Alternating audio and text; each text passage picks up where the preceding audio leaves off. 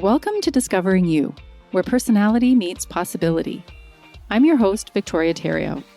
On this show, we dive deep into what makes people tick and how understanding that transforms the way we lead, work, and connect.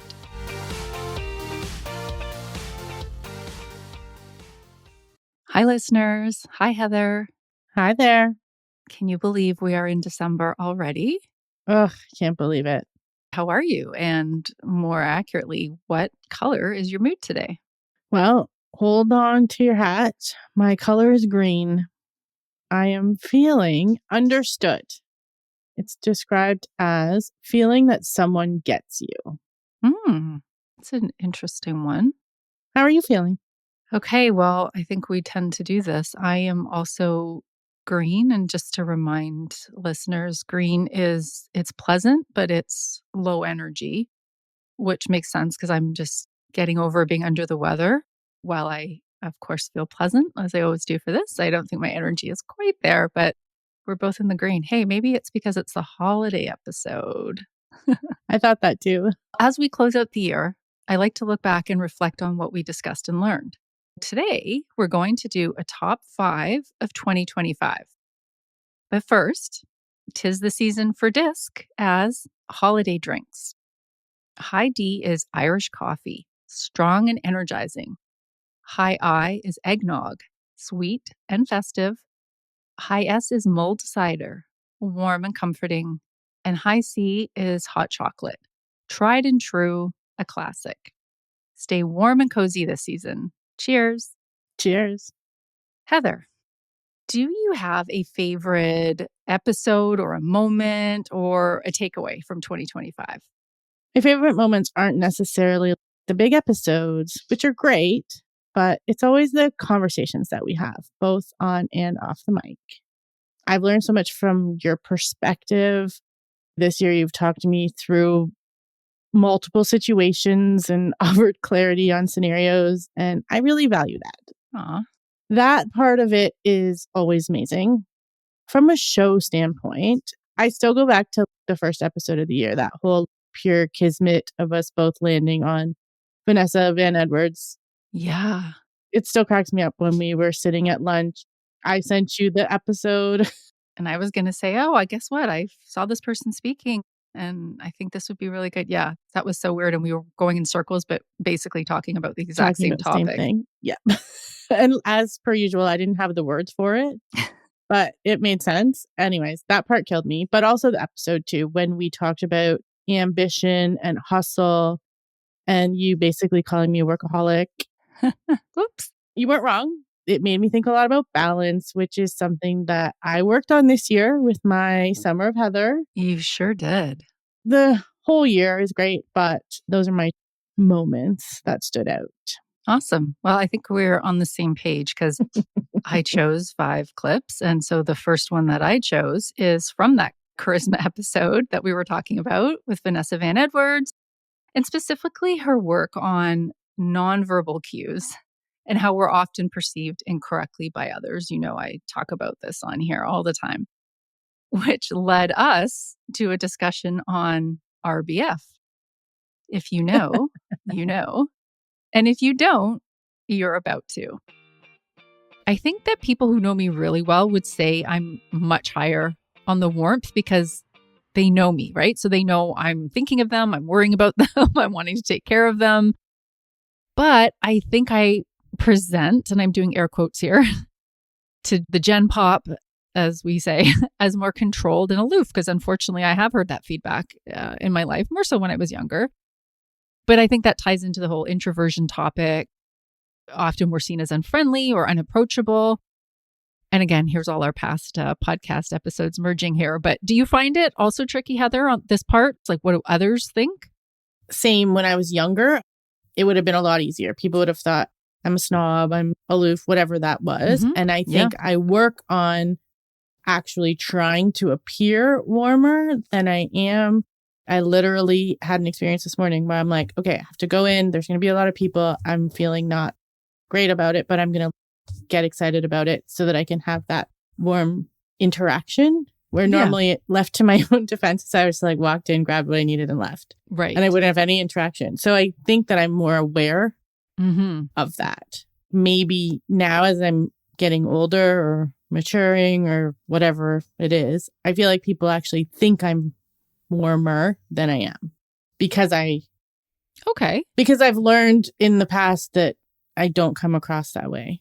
Yeah, same. And again, like listeners, if you want to do a deep dive into all of this kind of stuff with Vanessa Van Edwards, there's so much about what you're signaling inadvertently that you may not realize. These are life skills, right?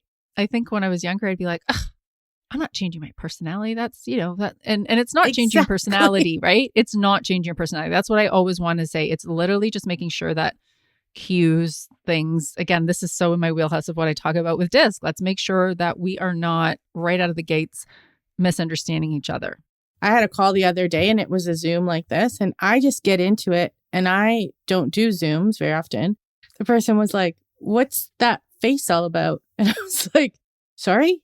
And they're like, "What's going on?" And I'm like, "Nothing."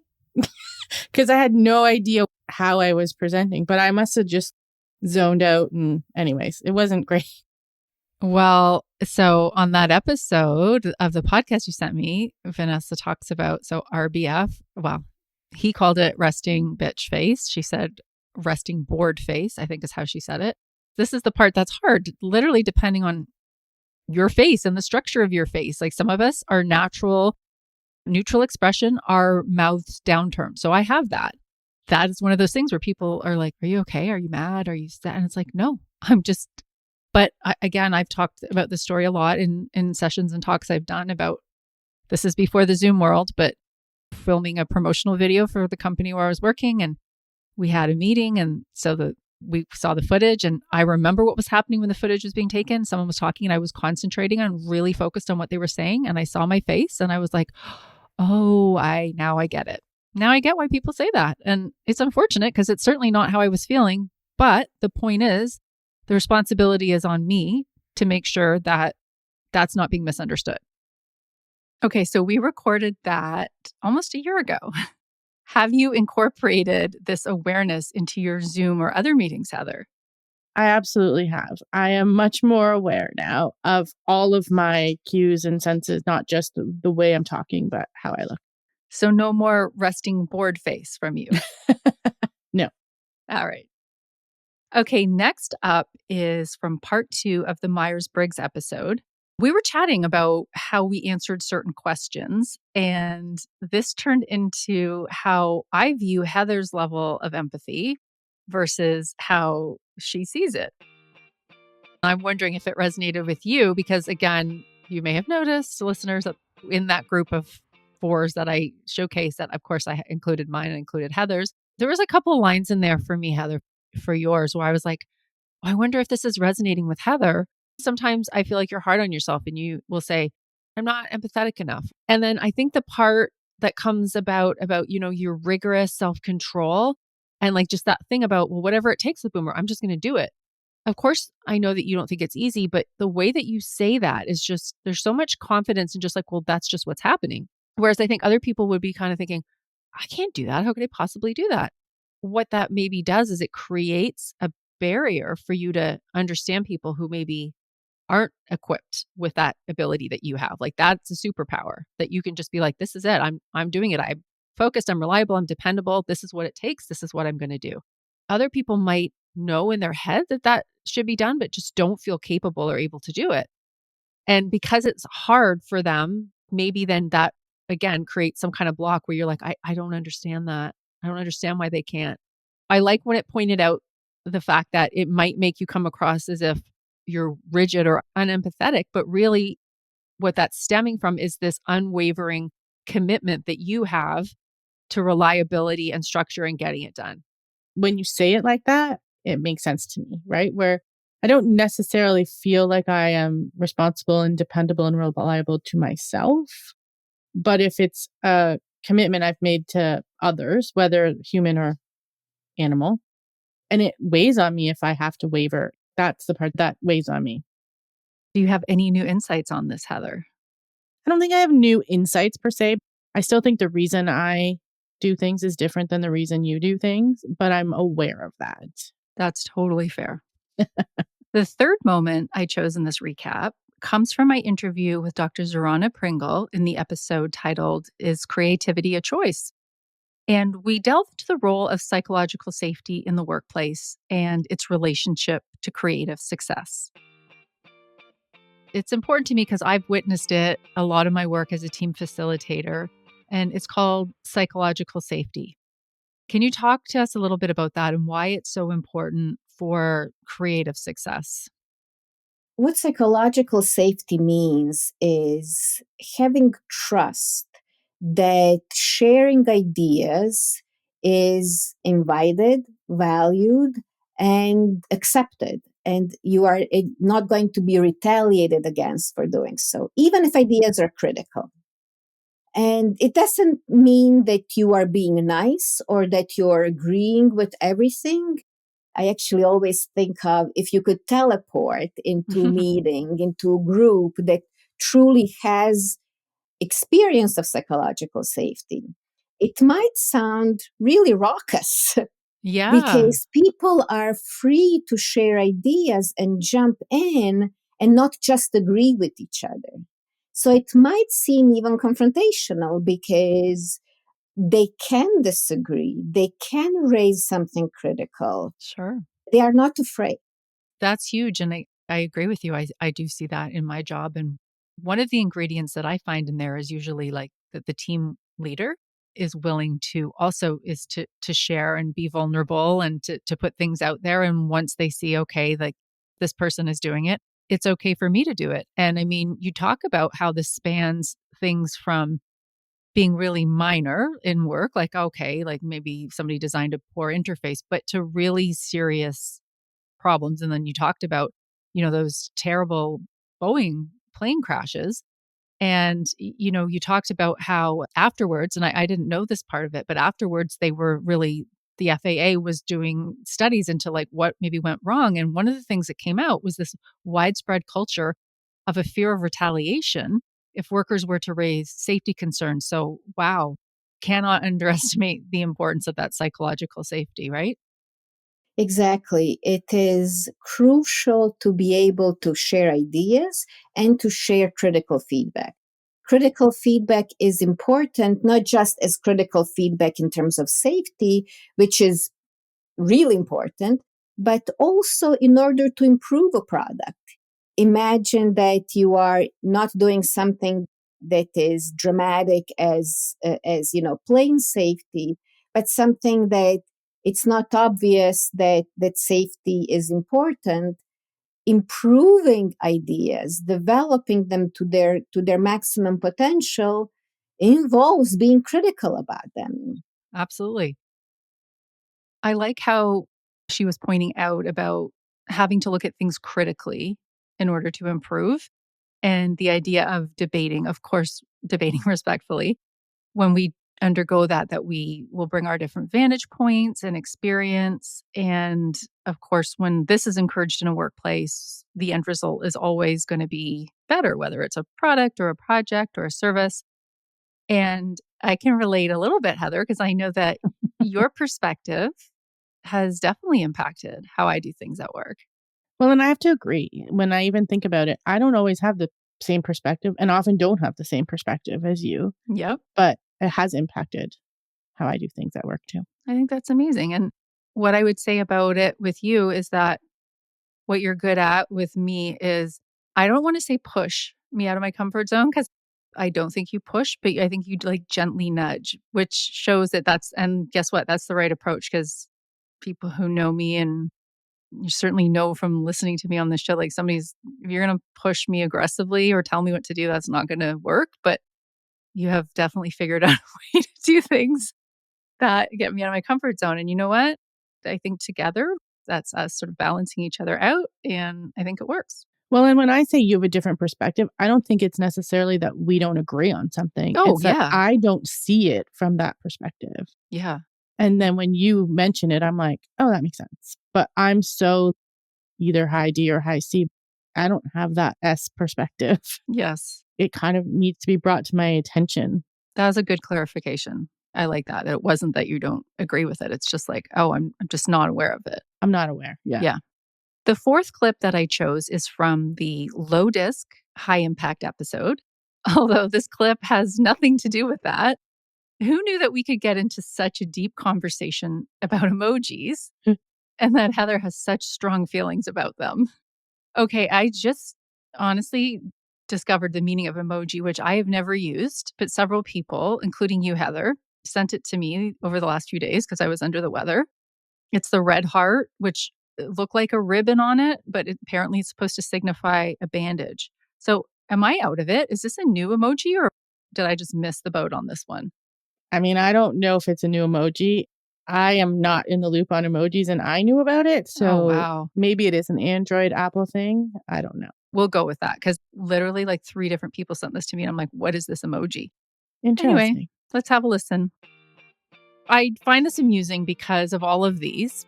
The one that I would use the most is the hugging face emoji. And the one that I use the least is the dancing woman. This tracks because S is my highest disc factor, the hug, and I, the dancing woman, is the lowest. How about you, Heather? I take it to the next level because I don't like emojis. I don't like using them, but I use them so that people don't think I'm being too direct. And then I thought, oh, I sometimes have used the thinking one, but I have never used any of the other ones. Oh my gosh, you're an anomaly. I'm not a big emoji person. I use them for people I work with that are high eyes. I better toss an emoji in here so it doesn't look like I'm being a drill sergeant. Smart. Yes, you're trying to calm down your high D a bit. A little. That's funny. I feel like we could take a deep dive on that with the emojis and the lack of use of them. Why do you think you don't like them or avoid them? What do they represent to you? I think originally it just made everything seem very unprofessional when people first started using them. And then I thought, oh, people are using them as punctuation, and that sort of didn't sit. Are you talking about professional work emails versus texts? Like I'm thinking of it as texting, like friends and family mostly. No, you still don't I like still it. don't use them. Even now with AI, when you throw something in AI to be like, okay, craft this in a better social post, and it has 900 emojis, and I just go in and delete things. Interesting. It's just a lot of emojis. Yeah. I'm not morally opposed to them, but they're not something I really need to get on board with. Okay. I'll use check marks sometimes. Like check. That's my mom's favorite emoji. Got a lot of check marks. I think that's probably my favorite emoji too. I like to check things Yeah. off the list. Wow. Okay. I feel like this could be a whole other topic, but I like them. I feel like I could have a tendency to overuse them if I'm really trying to make sure that my intention is coming across. Right. And this is something that obviously I'm always aware of people's intentions. It's very hard to gauge intention over text, especially. I will often do that. And then I'll go back and be like, oh, that's too many. You already smiley faced here or you hearted here. I will then maybe do it and then pare it back. But I'm always aware of making sure to the best of my ability that I'm able to convey the intention. Well, and to be clear, I like receiving emojis, Mm, but I don't use them. I do feel like, which I assume is the intention, they add a layer of emotion yeah, that maybe the words weren't conveying. But I also am not that, I'm not going to hug you. I know. Me not using emojis is very, On brand for you. yeah, Okay, isn't that funny? And how cute is it that we are at the point where we finish each other's sentences? Did you notice that? totally noticed. On brand. I knew it. All right. And the fifth and final excerpt I chose was from my conversation with Dr. Vanessa Druskett on the Emotionally Intelligent Team episode. Communication isn't always verbal, right? And I was so excited to see you mention a study done by Sandy Pentland and his students at MIT, because since I have started doing this, every single workshop that I start by referencing this study. So when I was reading it, I was like, oh my gosh, this is the study that I talk about. Oh, good. Yeah. And so I wondered if you could just expand a little bit about that and in terms of, the nonverbal signals and also paralanguage, all this great stuff. Oh, it's so important. Yes, it is. I link back to the research on the neuroscience and the research on emotional intelligence, which basically says most of our communication comes through this paralanguage or this eye contact or body language. Pentland's work is just phenomenal. And again, I'm glad you know about it. Many people don't, and I'm always trying to get it out there more often. So Pentland, being at MIT, and I actually had the pleasure of visiting his lab a few Oh, times. I used to great. belong to a research team, and I won't get into the boring part, but he had all the technology, but they didn't have the theory to make sense of what was going on. So they had to bring psychologists in to help them figure out why this was happening the way it did. What they designed was a little small case that folks would wear. It started off the size of a cell phone and it kept getting smaller and smaller over the years. Everyone in the organization would wear it, and it allowed them to track who spoke to whom and for how long.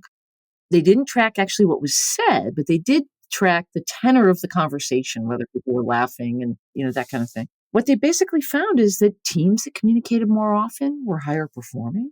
People, when it comes to individual performance, people who talk to others more often are higher performing. And it doesn't have to be long, drawn out conversations, but those touch points. There's something about, I think, knowing a person. And then I always ask my students, well, why do you think that's true? What is it about talking to people? I mean, it's easier to surmise in a team. This is where you get known and you get more comfortable with one another. But it's the same thing, I think, in an organization. I want to hear what you talk about when you mention Pentland's research. I basically started off because sometimes, this is probably something I'm going to ask you later on, but not everybody's always thrilled necessarily about being in a team facilitation, having a workshop. You have the people that are resistant. And sometimes it's even maybe the leaders themselves. Maybe they have somebody else who suggested the thing. And because they think that this session is going to be all, let's sing and hold hands and kumbaya. When I say, what is the number one, that they did the study and it looks at what is the strongest predictor of a team success, I reference the study because it's about how did these teams communicate with each other? How did they interact? And the part that I love to pause on, and you said it too, is they didn't even have to hear what they were saying. It is that how often did they meet? Also, is one person talking or over talking, or all of those little nuances that come into it. That was cool that I got to geek out over the study that I use in my sessions. It just really underlines how important paralanguage is. So those nonverbal cues, which is funny because that ties into the first one that we talked about with Vanessa Van Edwards, gestures and expressions. Listeners, did we cover your favorite moment or episode? We'd love to hear. So drop a comment and let us know. I want to wish everyone a very happy, healthy holiday season. And I'm looking forward to diving into new topics, welcoming more guests, and lots of laughs and learnings in 2026. Happy holidays. Bye. Well, that's all for today. Thanks for joining us. Catch you next time. This show is a Twisted Spur media production, produced by our very own Heather McPherson. If you enjoyed this podcast, please share with a friend and subscribe wherever you listen to podcasts.